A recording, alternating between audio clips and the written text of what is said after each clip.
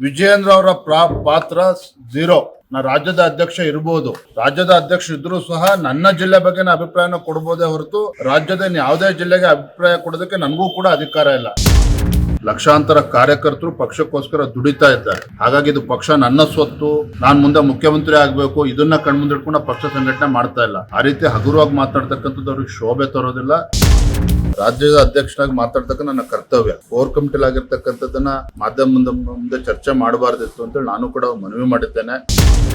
ಸುಧಾಕರ್ ಅವರು, ಕುಮಾರ ಮಂಗರಪ್ಪನವರು, ಡಿಪೇರಿಸ್ ಅವರು, ಸುಧಾಕರ್ ಅವರು ನೀವೇ ಬದಲಾಗಬೇಕು ಅನ್ನುವಂಥದ್ದು ಹೈಕಮಾಂಡ್ ದೂರು ಕೊಡ್ತೀನಿ ಅನ್ನುವಂಥ ಆರೋಪವನ್ನು ಕೂಡ ಮಾಡಿದ್ದಾರೆ.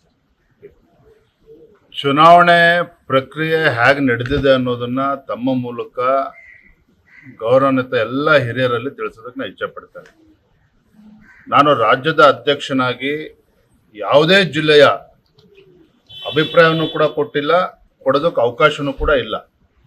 ಕೇಂದ್ರದಿಂದ ನಮ್ಮ ಕ್ಯಾಪ್ಟನ್ ಗಣೇಶ್ ಕಾರ್ಣಿಕ್ ಅವ್ರನ್ನ ಚುನಾವಣೆಯ ಒಂದು ಜವಾಬ್ದಾರಿಯನ್ನು ಅವ್ರಿಗೆ ಕೊಟ್ಟಿದ್ರು. 13 ಜನ ಅಬ್ಸರ್ವರ್ಸ್ನು ಕೂಡ ನೇಮಕ ಮಾಡಿದ್ರು, ವೀಕ್ಷಕರನ್ನ. ಪ್ರತಿಯೊಬ್ಬ ವೀಕ್ಷಕರಿಗೂ ಕೂಡ 3 ಜಿಲ್ಲೆ ಜವಾಬ್ದಾರಿಯನ್ನು ಕೂಡ ನೀಡಲಾಗಿತ್ತು. ಪ್ರತಿ ಜಿಲ್ಲೆಗೂ ಕೂಡ ಚುನಾವಣಾಧಿಕಾರಿ, ರಿಟರ್ನಿಂಗ್ ಆಫೀಸರ್ ಮತ್ತು ಕೋ ರಿಟರ್ನಿಂಗ್ ಆಫೀಸರ್ ಕೂಡ ನೇಮಕಾತಿ ಆಗಿದೆ. ಮತ್ತು ರಿಟರ್ನಿಂಗ್ ಆಫೀಸರು ಮತ್ತು ಕೋ ರಿಟರ್ನಿಂಗ್ ಆಫೀಸರ್ ಅವರ ನೇತೃತ್ವದಲ್ಲಿ, ಅವರ ಸಮಕ್ಷಮದಲ್ಲಿ ಆ ಜಿಲ್ಲೆಗಳಲ್ಲಿ ಎಲ್ಲ ಪ್ರಮುಖರ ವಿಶ್ವಾಸಕ್ಕೆ ತೆಗೆದುಕೊಂಡು ಅಭಿಪ್ರಾಯನ ಪಡೆದುಕೊಂಡು 3 ಹೆಸರುಗಳನ್ನು ರಾಜ್ಯಕ್ಕೆ ಕಳಿಸ್ಕೊಟ್ಟಿದ್ದಾರೆ. ಜಿಲ್ಲೆ ತಂಡದಿಂದ ಯಾವ 3 ಹೆಸರುಗಳನ್ನು ಕೊಟ್ಟಿದ್ದಾರೋ ಆ 3 ಹೆಸರುಗಳನ್ನು ದೆಹಲಿಗೆ ಕಳಿಸ್ಕೊಟ್ಟು, ದೆಹಲಿಯಿಂದ ಅಂತಿಮವಾಗಿ ತೀರ್ಮಾನ ಆಗಿರ್ತಕ್ಕಂಥ ನಂತರದಲ್ಲಿ ನನ್ನ ಚುನಾವಣಾ ಪ್ರಕ್ರಿಯೆ ನಡೆದ್ಬಿಟ್ಟು ಅವ್ರ ಹೆಸರನ್ನ ಘೋಷಣೆ ಆಗಿರ್ತಕ್ಕಂಥದ್ದು. ಈ ಪ್ರಕ್ರಿಯೆಯಲ್ಲಿ ವಿಜಯೇಂದ್ರ ಅವರ ಪಾತ್ರ ಝೀರೋ. ನಾ ರಾಜ್ಯದ ಅಧ್ಯಕ್ಷ ಇರಬಹುದು, ರಾಜ್ಯದ ಅಧ್ಯಕ್ಷ ಇದ್ರೂ ಸಹ ನನ್ನ ಜಿಲ್ಲೆ ಬಗ್ಗೆ ಅಭಿಪ್ರಾಯನ ಕೊಡಬಹುದೇ ಹೊರತು ರಾಜ್ಯದ ಯಾವುದೇ ಜಿಲ್ಲೆಗೆ ಅಭಿಪ್ರಾಯ ಕೊಡೋದಕ್ಕೆ ನನಗೂ ಕೂಡ ಅಧಿಕಾರ ಇಲ್ಲ. ಇದು ಎಲ್ರಿಗೂ ಕೂಡ ಗೊತ್ತಿರಬೇಕು. ಕಾರಣ ಏನಂದ್ರೆ ಇಲ್ಲಿ ಯಾರನ್ನೂ ಕೂಡ ಸುಧಾಕರ್ನೂ ಕೂಡ ದೂಷಿಸಕ್ಕೆ ಹೋಗೋದಿಲ್ಲ. ಈ ಚುನಾವಣಾ ಪ್ರಕ್ರಿಯೆ ಏನು ಅಂತೇಳಿ ಯಾರಿಗೂ ಕೂಡ ಗೊತ್ತಿಲ್ಲ, ಗೊಂದಲ ಇದೆ. ಯಾಕಂದ್ರೆ ಮೊದಲ ಬಾರಿ ಇಡೀ ದೇಶಾದ್ಯಂತ ಇವತ್ತು ನಮ್ಮ ರಾಜ್ಯದಲ್ಲಿ ಏನು ಚುನಾವಣಾ ಪ್ರಕ್ರಿಯೆ ನಡೆದಿದೆಯೋ, ಚಿಕ್ಕಬಳ್ಳಾಪುರ ಜಿಲ್ಲೆನಲ್ಲಿ ಏನು ಚುನಾವಣಾ ಪ್ರಕ್ರಿಯೆ ನಡೆದಿದೆ, ಇಡೀ ದೇಶದಲ್ಲಿ ಇದೇ ವ್ಯವಸ್ಥೆಯಲ್ಲಿ ನಡೀತಾ ಇರ್ತಕ್ಕಂಥದ್ದು. ನಾನು ಹೊಸದಾಗಿ ಯಾವುದೋ ಒಂದು ಪ್ರಕ್ರಿಯೆ ಮಾಡೋಕೆ ನನಗೂ ಕೂಡ ಅಧಿಕಾರ ಇಲ್ಲ. ಕೇಂದ್ರ ಎಲ್ಲವನ್ನೂ ಕೂಡ ಗಮನಿಸ್ತಾ ಇದೆ. ಎರಡನೇದಾಗಿ ಮಾನ್ಯ ಸುಧಾಕರ್ ಅವರ ಆಕ್ರೋಶಭರಿತ ಮಾತುಗಳನ್ನು ನಾನು ಕೇಳಿದ್ದೇನೆ. ಆಕ್ರೋಶಭರಿತ ಮಾತುಗಳನ್ನು ನಿನ್ನೆ ಸುಧಾಕರ್ ಅವರು ಏನು ಹೇಳಿದಾರೋ ಅದನ್ನು ಕೇಳಿದ್ದೇನೆ. ಒಂದು ರೀತಿ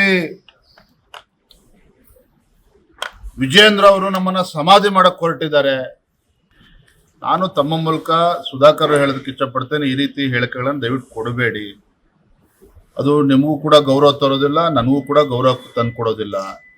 ಅಲ್ಲಿ ಯಾರು ಆಯ್ಕೆ ಆಗಿದೆ ಅವನು ಕೂಡ ಪಕ್ಷದೊಬ್ಬ ಕಾರ್ಯಕರ್ತ, ಮತ್ತು ಸುಧಾಕರ್ ಅವರ ಸಂಬಂಧಿನೂ ಕೂಡ ಹೌದು. ಹಾಗಾಗಿ ಚುನಾವಣಾ ಪ್ರಕ್ರಿಯೆ ಏನಾಗಿದೆ ಅನ್ನೋದನ್ನ ಅವರು ಕೂಡ ಅರ್ಥ ಮಾಡ್ಕೊಳ್ಳಿ. ಅವ್ರು ಏನೇ ಟೀಕೆ ಮಾಡಿದ್ರು ಅವ್ರನ್ನ ಟೀಕೆ ಮಾಡೋದಕ್ಕೆ ಹೋಗೋದಿಲ್ಲ. ಮಾಜಿ ಸಚಿವರಾಗಿ ಅವರು ಕೂಡ ಕೆಲಸವನ್ನು ಮಾಡಿದ್ದಾರೆ. ಆದರೆ ಪಕ್ಷ ಏನು ತೀರ್ಮಾನ ಮಾಡಿದೆ ಜಿಲ್ಲಾ ಮಟ್ಟದಲ್ಲಿ, ಅದಕ್ಕೆ ಕೇಂದ್ರದಿಂದ ಸಮ್ಮತಿನೂ ಕೂಡ ಸಿಕ್ಕಿದೆ. ಅದನ್ನು ನಂದು ಯಾವುದೇ ರೀತಿ ನನ್ನ ಮೂಗು ತೋರಿಸ್ತಕ್ಕಂಥ ಕೆಲಸ ಆಗಿಲ್ಲ. ಹಾಗಾಗಿ ಈ ರೀತಿ ಹೇಳಿಕೆಗಳನ್ನು ಕೊಡ್ತಕ್ಕಂಥದ್ದು ಖಂಡಿತ ಇದು ಪಕ್ಷಕ್ಕೂ ಕೂಡ ಗೌರವ ತಂದು ಕೊಡೋದಿಲ್ಲ, ಅವ್ರಿಗೂ ಕೂಡ ಗೌರವ ತಂದು ಕೊಡೋದಿಲ್ಲ. ಹಾಗಾಗಿ ಅವ್ರು ಏನು ವಿಜಯೇಂದ್ರ ತಿದ್ಕೋಬೇಕು ಅಂತ ಹೇಳಿದ್ದಾರೆ, ನಾನು ಆ ಥರ ಏನು ತಿದ್ಕೋಬೇಕು ಅಂತ ಅವ್ರ ಅಪೇಕ್ಷೆ ಇದೆ. ಅವರೆಲ್ಲ ಬೇರೆ ಎಲ್ಲರೂ ಅಪೇಕ್ಷೆ ಇದೆ. ನನ್ನ ತಿದ್ಕೊಳ್ತಕ್ಕಂಥದ್ದು ನಾನು ಕೂಡ ಅದನ್ನು ಮಾಡ್ತೇನೆ. ಸುಧಾಕರ್ ಅವ್ರನ್ನ ಕೂಡ ಭೇಟಿ ಮಾಡ್ತೇನೆ. ಅವ್ರು ಯಾವ ರೀತಿ ನಾನು ತಿದ್ಕೋಬೇಕು ಅಂತ ಹೇಳಿ ಅವ್ರ ಅಪೇಕ್ಷೆ ಇದೆ. ಅದ್ರ ಬಗ್ಗೆ ನಾನು ಕೂಡ ತಿದ್ಕೊಳ್ತೇನೆ. ಮುಗಿತು, ಇನ್ಮೇಲೆ ಯುದ್ಧ ಅಷ್ಟೇ. ಆ ರೀತಿ ಮಾತನಾಡ್ಬಾರ್ದು. ನಾನು ಹೇಳಿದ್ನಲ್ಲ, ನಾನೊಬ್ಬ ರಾಜ್ಯದ ಅಧ್ಯಕ್ಷ, ಇದೇನು ಮಂತ್ರಿ ಸ್ಥಾನ ಅಲ್ಲ. ನಾನು ಮನೆ ಮಾಟ ಬಿಟ್ಟು ಕೆಲಸ ಮಾಡ್ತಾ ಇದ್ದೇನೆ, ಪಕ್ಷ ಸಂಘಟನೆ ಮಾಡ್ತಾ ಇದ್ದೇನೆ. ಇದು ಪಕ್ಷ ಅವ್ರ ಸ್ವತ್ತು ಅಲ್ಲ, ನನ್ನ ಸ್ವತ್ತು ಅಲ್ಲ. ಲಕ್ಷಾಂತರ ಕಾರ್ಯಕರ್ತರು ಪಕ್ಷಕ್ಕೋಸ್ಕರ ದುಡಿತಾ ಇದ್ದಾರೆ. ಹಾಗಾಗಿ ಇದು ಪಕ್ಷ ನನ್ನ ಸ್ವತ್ತು, ನಾನು ಮುಂದೆ ಮುಖ್ಯಮಂತ್ರಿ ಆಗಬೇಕು, ಇದನ್ನ ಕಣ್ಮುಂದಿಟ್ಕೊಂಡು ಪಕ್ಷ ಸಂಘಟನೆ ಮಾಡ್ತಾ ಇಲ್ಲ. ಆ ರೀತಿ ಹಗುರವಾಗಿ ಮಾತಾಡ್ತಕ್ಕಂಥದ್ದು ಅವ್ರಿಗೆ ಶೋಭೆ ತರೋದಿಲ್ಲ.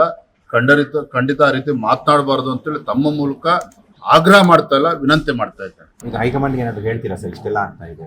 ಇಲ್ಲ ರೀ, ನೋಡ್ರಿ ಪಾಪ ಯಾರೋ ಒಬ್ರು ಅಪೇಕ್ಷೆ ಪಟ್ಟರು ಅಂತೇಳಿ ಅವ್ರು ಹೇಳಿದಂತೆ ಜಿಲ್ಲಾಧ್ಯಕ್ಷರು ಮಾಡೋದಕ್ಕೆ ಆಗೋದಿಲ್ಲ. ಮತ್ತೆ ಅದು ನನ್ನ ಪಾತ್ರನೂ ಇಲ್ಲ, ಮತ್ತೆ ಹೇಳ್ತಾ ಇದ್ದೇನೆ. ಉದಾಹರಣೆಯಲ್ಲಿ ರಾಮಚಂದ್ರ ಅವರು ಕೂಡ ಅಪೇಕ್ಷಿತರಿದ್ದರು. ಅಧ್ಯಕ್ಷ ಆಗಬೇಕು ಅಂತೇಳಿ ಅವೆಲ್ಲ ಪ್ರಕ್ರಿಯೆ ನಡೀತಿದೆ. ಆ ರೀತಿ ನನ್ನ ಮೇಲೆ ಆರೋಪ ಮಾಡ್ತಕ್ಕಂಥದ್ದು ಇದು ಖಂಡಿತ ಸರಿಯಲ್ಲ. ಅಲ್ಲಿ ವೀಕ್ಷಕರು ಹೋಗಿದ್ರು, ಎಲ್ಲ ಕೂಡ ಅವರ ಸಮ್ಮುಖದಲ್ಲಿ ಆಗಿದೆ. ಅದ್ರಲ್ಲಿ ನನ್ನ ಪಾತ್ರ ಏನಿಲ್ಲ. ದಯವಿಟ್ಟು ಸುಧಾಕರ್ ಅವರು ಕೂಡ ಅನ್ಯತಾ ಭಾವಿಸ್ಬಾರ್ದು, ತಪ್ಪು ತಿಳ್ಕೊಬಾರ್ದು. ಮತ್ತು ಅಲ್ಲಿ ಕಾರ್ಯಕರ್ತನ ಆಗಿದೆ. ಹಾಗಾಗಿ ಏನು ಅವ್ರಿಗೆ ಸರಿ ಮಾಡಬೇಕು, ಮುಂದೆ ಅವ್ರು ಯಾರು ಅವ್ರಿಗೂ ಅಧಿಕಾರ ಇದೆ. ಮುಂದೆ ಜಿಲ್ಲೆನಲ್ಲಿ ಯಾರ್ಯಾರು ಪದಾಧಿಕಾರಿಗಳು ಮಾಡಬೇಕು, ಅವರು ಸಲಹೆ ಕೊಡಲಿ ಅಲ್ಲಿ ಜಿಲ್ಲಾ ಮಟ್ಟದಲ್ಲಿ. ಖಂಡಿತ ಈ ರೀತಿ ಮಾತನಾಡ್ತಕ್ಕಂಥ ಸರಿಯಲ್ಲ. ಮತ್ತು ನನ್ನ ಈ ಎಲ್ಲ ಚುನಾವಣಾ ಪ್ರಕ್ರಿಯೆಯಲ್ಲಿ ರಾಜ್ಯದ ಅಧ್ಯಕ್ಷ ವಿಜಯೇಂದ್ರ ಅವರ ಪಾತ್ರ ಯಾವ ಜಿಲ್ಲೆಯಲ್ಲೂ ಕೂಡ ಇಲ್ಲ. ಅದು ಮತ್ತೊಮ್ಮೆ ಸ್ಪಷ್ಟ. ಸಚಿವರಾಗಿ ಅವರೇ ಆದಂಥ ಒಂದು ಕೆಲಸ ಮಾಡಿದ್ದಾರೆ. ಪಕ್ಷ ಸಂಘಟನೆ ಕೂಡ ಅವರೇ ಆದಂಥ ಒಂದು ಶಕ್ತಿಯನ್ನು ಕೊಟ್ಟಿದ್ದಾರೆ.